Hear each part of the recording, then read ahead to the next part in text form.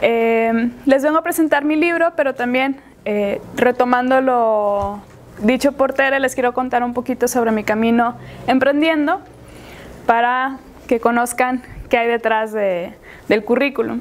Cuando yo empecé a trabajar en cuestiones de género, violencia hacia las mujeres, pues lo empecé a trabajar desde una postura muy privilegiada, donde a mí no me había pasado y yo trabajaba hacia mujeres que habían pasado por esas situaciones. Después la vida me fue llevando a entender que yo no podía aportar de una manera ética si yo no me metía en la ecuación. Y yo tenía que reconocer también cómo esas desigualdades y esas violencias me habían cruzado a mí a pesar de todos los privilegios con los que había crecido.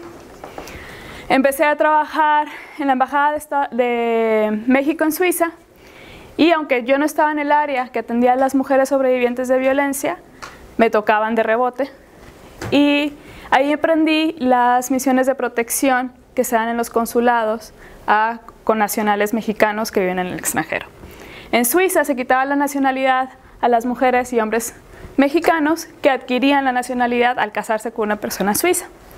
Eso puede sonar muy atractivo para quien no le gusta la nacionalidad mexicana, pero tiene implicaciones legales muy fuertes. Tú vivir en un país que no conoce sus leyes, vivir en un país que no hablas el idioma que hablan ahí y encima solamente tener una red de apoyo que es la de tu pareja. Llegaban ahí mujeres con situaciones de violencia muy grave y después de que la embajada hacía su labor de protección, de conseguirles un albergue, conseguirles acompañamiento legal y económico, las mujeres dejaban el proceso y volvían con los violentadores. Y yo decía, desde mi ignorancia y mi inexperiencia, pues por tontas, porque todo se les hace, todo se les da. Pero la vida de manera muy amable me fue enseñando que no era por tontas, sino la tonta era yo por pensar en términos tan llanos. Eso me llevó a Naciones Unidas y Naciones Unidas trabajamos con mujeres de Guatemala, Nicaragua, El Salvador, Honduras, Cuba y México. Y al estar ahí trabajábamos con las otras mujeres. ¿Quiénes eran las otras? Pues las mujeres indígenas, las mujeres pobres, las mujeres obreras. Y era un enfoque muy asistencialista. Darles algún pago, darles alguna capacitación, de una manera muy irresponsable porque no siempre se les preguntaba sobre el contexto donde vivían, sino era yo desde esa posición de poder, creo que tú necesitas esto y desde ahí te doy eso, sin consultar realmente si la comunidad necesitaba lo que les estaban dando. Eso me llevó a estudiar la maestría en género y desarrollo y ahí es donde yo hice un alto y me di cuenta que no era sobre las otras mujeres, sino era sobre mí primero, para después acompañar de una manera más ética. ¿Cómo lo hice? Pues primero fue un proceso muy doloroso, siempre les digo, incorporar la perspectiva de género en la vida propia es doloroso, no es placentero, porque tienes que replantearte dinámicas familiares, de tu papá y tu mamá contigo, de ti hacia ellos y ellas. Te tienes que replantear las relaciones de pareja que has tenido y a veces hacer la relectura de los noviazgos tan fallidos, pues es doloroso. Y es doloroso, y fue más doloroso, asumir que yo también ejercía violencia de género, que yo también la perpetuaba y que yo también la fomentaba. Es un proceso incómodo porque implica mucha reflexión y aquí no nos gusta mucho reflexionar. Con mis estudiantes que tengo a nivel licenciatura y con quienes trabajo en comunidad, siempre invitamos a que contesten y algo que no podemos aceptar como respuesta es porque sí, porque no, porque así es. Porque eso no lleva a ninguna reflexión. Y como decía Tere, hay cosas que nos dieron y que sí nos echamos el champú porque sí, ni siquiera lo pensamos, así con género. Muchas cosas el mundo así nos lo entregaron y hace mucho tiempo que dejamos de preguntar por qué las cosas son así. Y hace mucho que nos dimos por vencidas pensando que no podemos cambiarlo. Los estudios de género han evolucionado con los años. Inicialmente lo que hacían era como me pasó a mí, las mujeres privilegiadas trabajando hacia mujeres no privilegiadas. Pero el enfoque cambió y luego, ¿sabes qué? No es solamente de las mujeres privilegiadas hacia las no privilegiadas, es entre hombres y mujeres. Después ese enfoque cambia y ¿sabes qué? No solamente entre hombres y mujeres, es entre mujeres y es entre hombres. Cómo las mujeres se relacionan con otras mujeres y cómo los hombres se relacionan con otros hombres. En mi estudio de maestría, mi especialidad fue analizar cómo los hombres se relacionan entre sí para apoyar o resistir los liderazgos de las mujeres. Porque eso lo vemos en cualquier universidad privada, por ejemplo, que es donde tengo el gusto de impartir clases.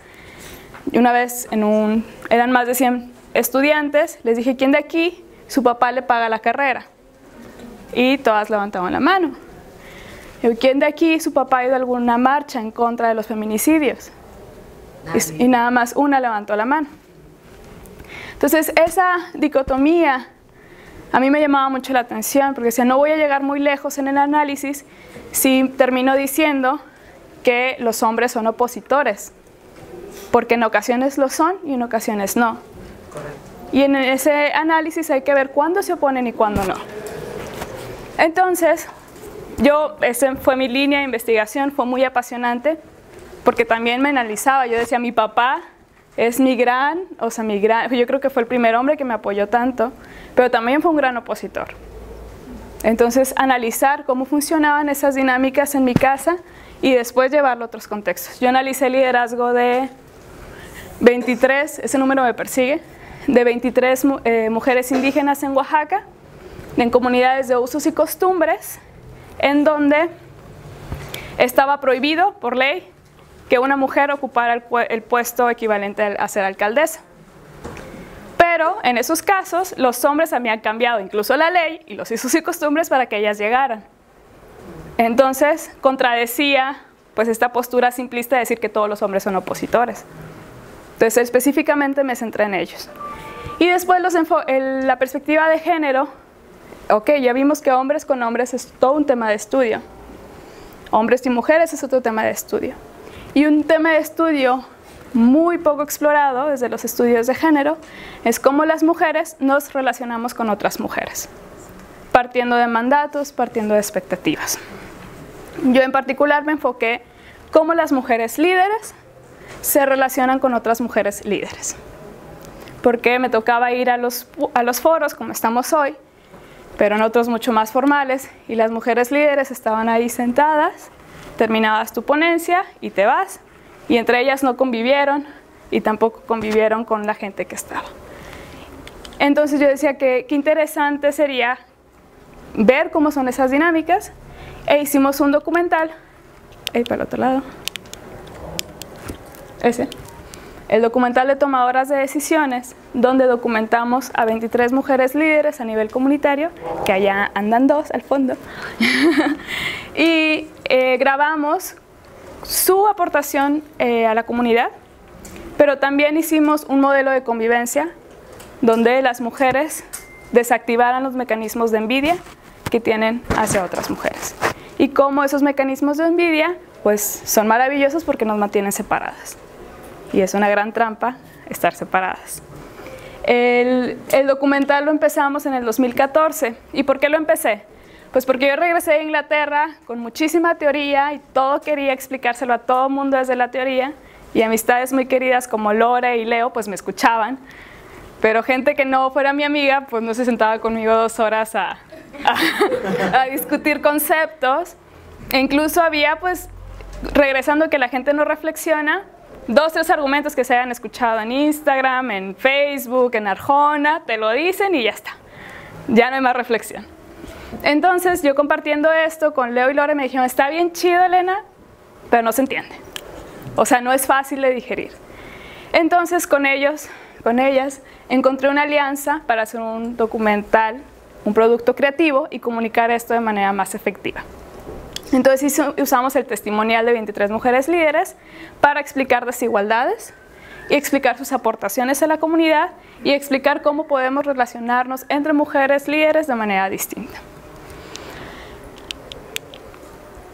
El documental, contrario a lo que esperábamos, al final algunas dijeron, no, pues yo pensé que la última grabación íbamos a llorar y nos íbamos a abrazar y nos íbamos a reír y íbamos a tomar fotos, pero la verdad es que fue un proceso muy oscuro, un proceso donde nos reconocimos violentas entre nosotras, donde no había mucha conciencia de ayudar a las Más bien, había una actitud de yo soy superior, yo tengo recursos y ayudo a las que no los tienen, pero no me sé relacionar con las que no me necesitan.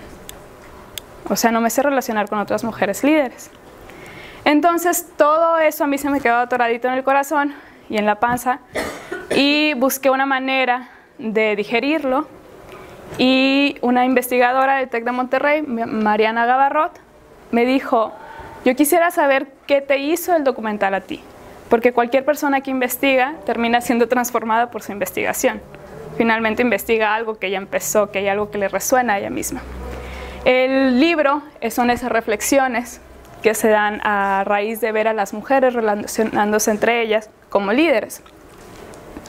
El título, les voy a contar la anécdota. Yo viví en Suiza hace unos años y nunca había visto nevar. Era la latina que se fue sin chamarras, sin abrigos, sin botas.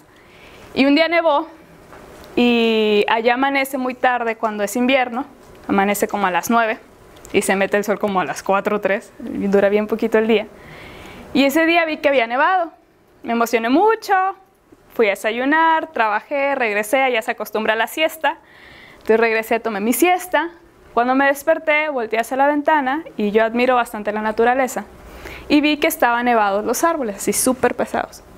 Y que había unos frutos rojos. Y yo dije, qué impresionante que salen unos frutos rojos con la nieve. Nunca me había pasado ver algo así y se me hizo fascinante. Pasaron los días, se fue la nieve y los frutos seguían. Y un día le pregunté a una persona local: ¿a ti no te parece hermoso que salgan los frutos con la nieve? Y voltea y me dice: esos frutos son de larga temporada, siempre están ahí. Y ahí me caí a la cuenta que los liderazgos de las mujeres es así. No es que haya una ola de nuevas mujeres líderes. Las mujeres líderes están ahí siempre. Es hasta que nos cambian los colores, nos cambian los contrastes, las circunstancias, que las vemos. Y las vemos, pero también es cuestión de nombrarnos, no solamente vernos. En otra ponencia que di sobre mi libro, les contaba que buscan muchos adjetivos para no nombrarnos líderes: argüenderas, mitoteras, pederas, todo. Pero no nos nombran como líderes, cuando ese liderazgo transforma vidas.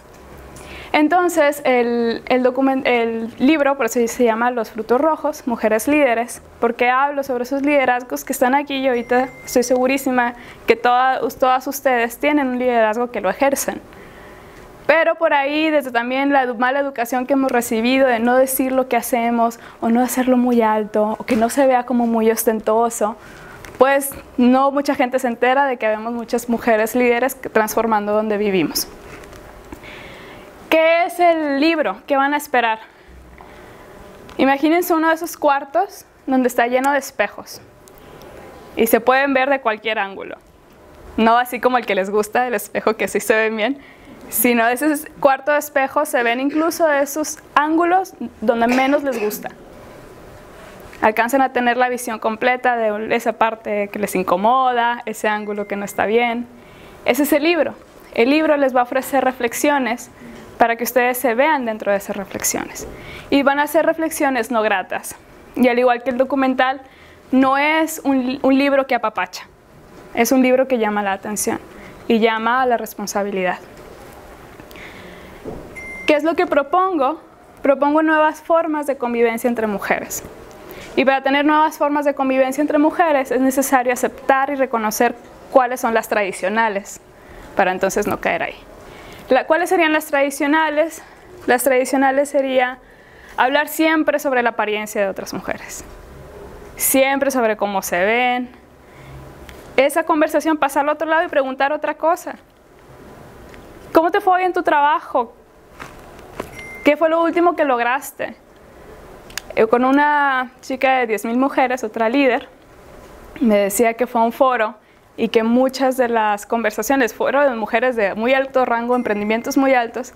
Decía, la conversación era la misma de cualquier lugar, la misma que yo podría tener en mi colonia. ¿Cuántos hijos tienes? ¿Estás casada? ¿No estás casada? qué chido está tu blusa, ese tipo de cosas. Es necesario que tengamos otras conversaciones. Y a partir de esas nuevas conversaciones también surgen nuevas reflexiones. Aceptar que la envidia pues, ha sido un mecanismo que hemos incorporado y que no nos hace ningún bien. En el documental, algo que nos costó mucho diseñar, pero lo logramos, fue ¿cómo vamos a hacer que estas 23 mujeres líderes que se van a ver por primera vez, que no se conocen, escuchen a las otras? Porque cuando son todas líderes, pues todo el mundo quiere llegar a decir qué hace. Entonces lo que hicimos fue, van a presentarse, van a decir su nombre, pero no quiero que digan qué hacen. Van a decir por qué el mundo las necesita. Entonces cada quien empezó a hablar más desde adentro. Este modelo no me lo saqué de la manga, hubo una psicóloga involucrada, Sandra Monove, y aparte mucha teoría detrás sobre género y sororidad. Y hasta el final de esa conversación dijimos, ok, ahora vamos a empezar a hacer nuestra biografía. Y fue un taller de 8 horas para hacer su biografía. Porque no la hacemos. Generalmente nuestra historia alguien más nos la contó. Alguien más nos contó cuando éramos chiquitas y cuando crecimos, y a veces no actualizamos esa historia desde nosotras. Entonces hicimos todo un taller para que ellas dijeran su autobiografía. Y, ojo, no podían contarse como el satélite de otras personas. No como la mamá de, esposa de, nieta de, porque la identidad, como nos han criado, es atadas a otras personas. Y hubo una señora líder que me encanta su aportación al documental, porque ella participó desde el liderazgo como abuela y fue el único rol que incorporamos desde lo privado. Y ella tiene 70 años y para llegar a ella primero introdujo a 10 personas. Entonces, no, así no es, bueno, nos regresamos. Y en ese caminar le dijimos, si hay algo que duele, hay que resignificarlo. No tiene que ser necesariamente una experiencia dolorosa. Por supuesto que si alguien elige que sea una experiencia dolorosa porque así tiene esa parte en su vida, es respetable. Entonces le dimos el ejemplo a las mujeres que son víctimas de violencia. Una forma de resignificar la experiencia es decirse sobrevivientes de violencia. Trabajamos y hasta el final de 8 horas nos presentamos. ¿Y qué pasó? Pues una cosa maravillosa, al final todas sabían en qué querían aportar a la otra. Ese ambiente que hubo al final fue muy distinto al ambiente que había al inicio. Al inicio había una necesidad de decir quiénes eran y qué habían hecho. Y al final era la intención de sumar. Lo que hicimos fue primero que ellas autorreconocieran sus aportaciones para que pudieran ellas reconocer las aportaciones de otras sin sentirse amenazadas. Esa fue la primera parte del documental y que nos dejó muchas reflexiones para el libro.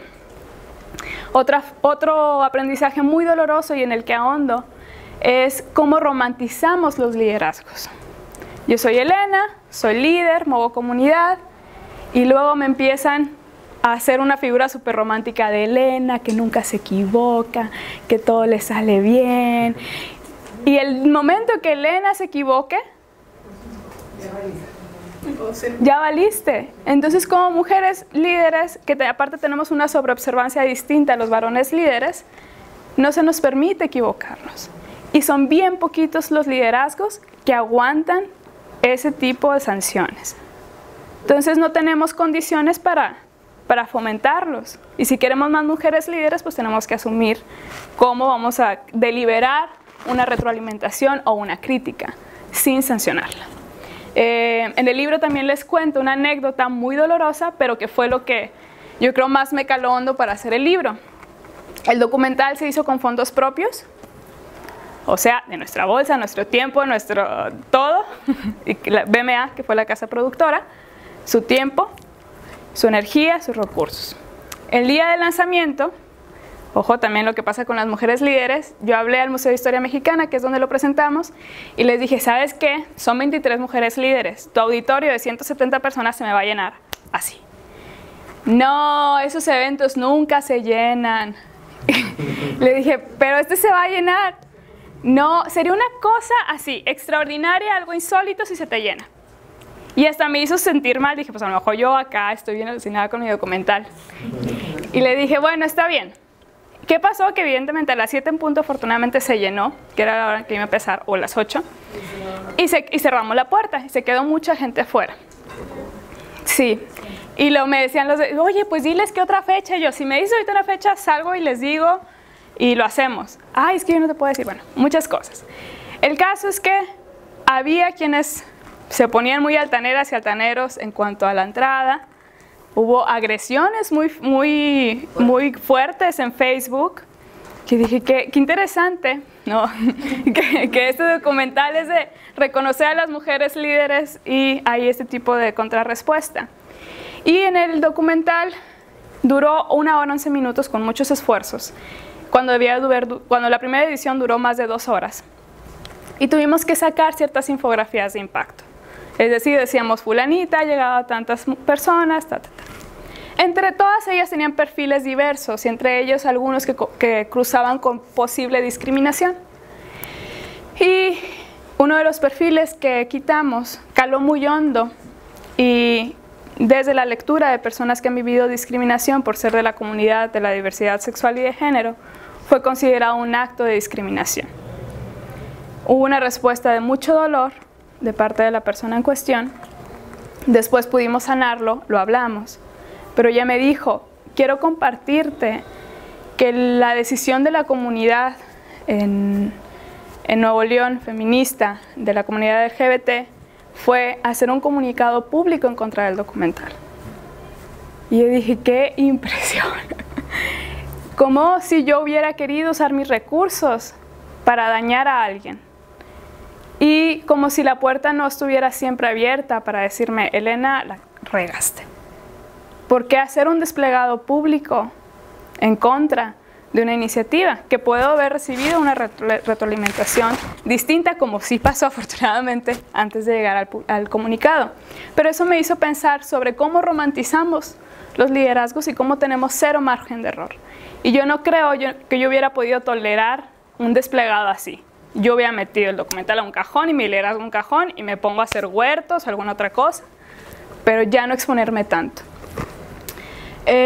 Algo que les sugiero hacer hoy y en los siguientes días es que en el ánimo de tener nuevas conversaciones, hablen con otras mujeres, hablen los varones, hablen de otras mujeres, que no sea su mamá ni su esposa, nadie que sea su pariente, y hablen de los logros de esas mujeres. Tengan otras conversaciones.